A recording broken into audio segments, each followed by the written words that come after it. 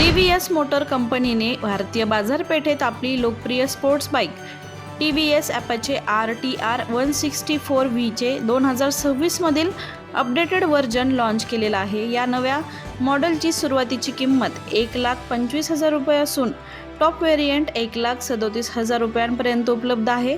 नव्या बदलांनुसार आता सर्व मॉडेल्समध्ये असिस्ट आणि स्लीपर क्लचसह LED DRL आणि प्रोजेक्टर हेडलॅम्प देण्यात आले।